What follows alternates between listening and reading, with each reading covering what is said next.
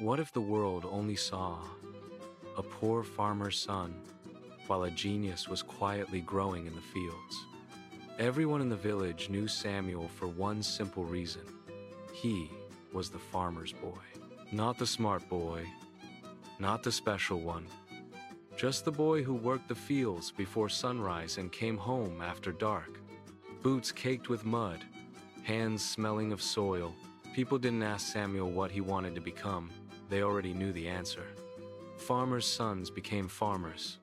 That was how life worked here. Dreams were expensive, and this village didn't have money to waste on them. Samuel's father believed that deeply. His father wasn't cruel. He was practical. Life had taught him that hope didn't feed families, hard work did. Every morning, before the sun crept over the hills, he woke Samuel with a gentle knock and a firm voice. There were crops to tend, fences to repair, animals to feed. Samuel never complained. He worked silently beside his father, learning the rhythms of the land.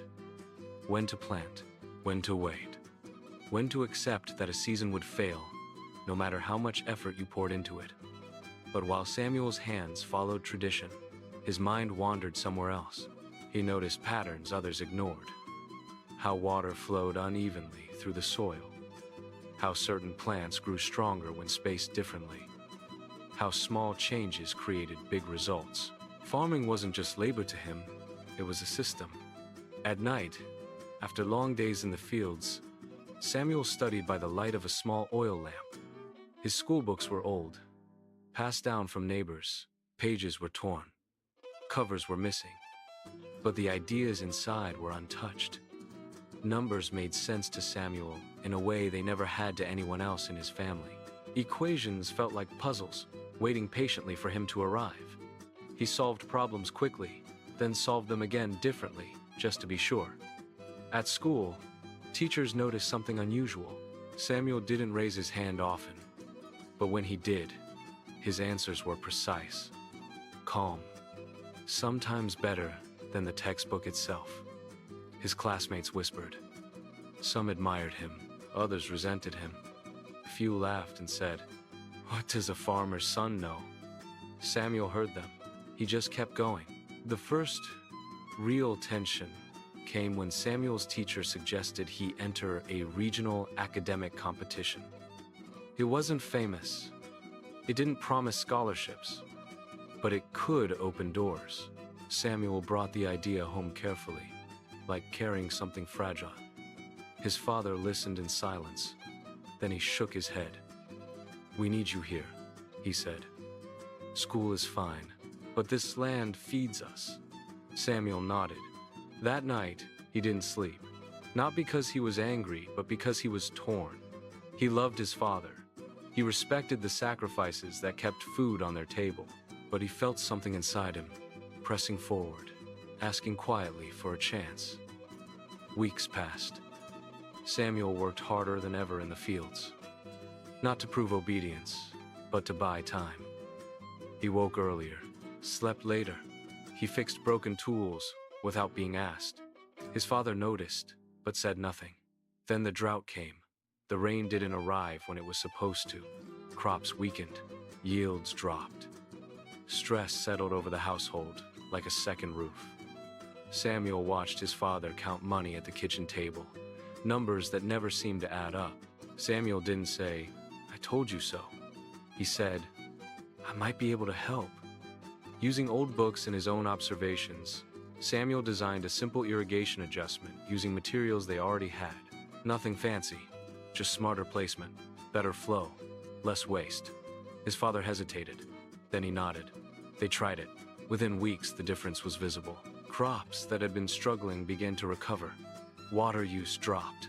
Yields stabilized. For the first time, Samuel's father looked at him differently. Not as a child, as a thinker. Word spread quietly through the village. Other farmers came to ask questions. Samuel explained patiently, never boasting, never acting superior.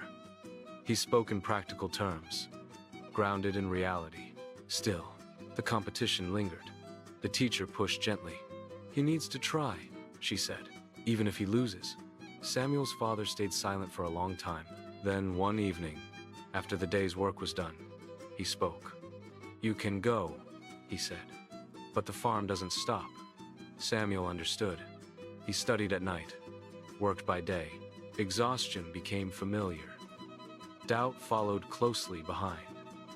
There were moments when he wondered if he was chasing something foolish. Competition day arrived. The city felt overwhelming. Buildings taller than anything Samuel had ever seen. Students with new clothes and confident smiles. Samuel's shirt was clean but worn. His shoes told the story of fields, not classrooms. When the test began, Samuel's hands trembled. Then the questions appeared, and the world narrowed. Problems unfolded like familiar terrain. Logic replaced fear. He moved carefully, checking each answer, trusting the patterns he had learned from soil and seasons. When the results were announced, Samuel didn't hear his name at first. Then he did. First place. The room erupted. Applause. Surprise. Questions.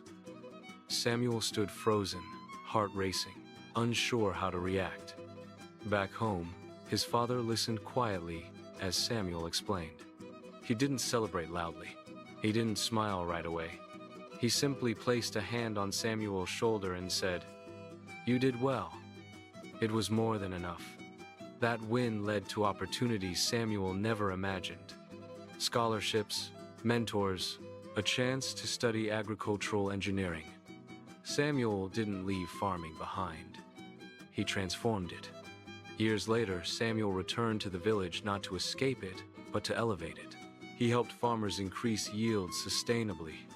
He designed systems that respected tradition while improving efficiency. The land fed more families. Young people stayed instead of leaving. Hope returned not as fantasy, but as function. One afternoon, Samuel stood beside his father in the fields. The sun dipped low. Crops swayed gently. His father looked at the land, then at his son. "You saw more than I ever did," he said, "and you didn't forget where you came from." Samuel smiled. He had never wanted to leave the fields behind. He just wanted to understand them better. Watch the next episode of Hidden Stories That Changed Lives. Please like, comment, and subscribe.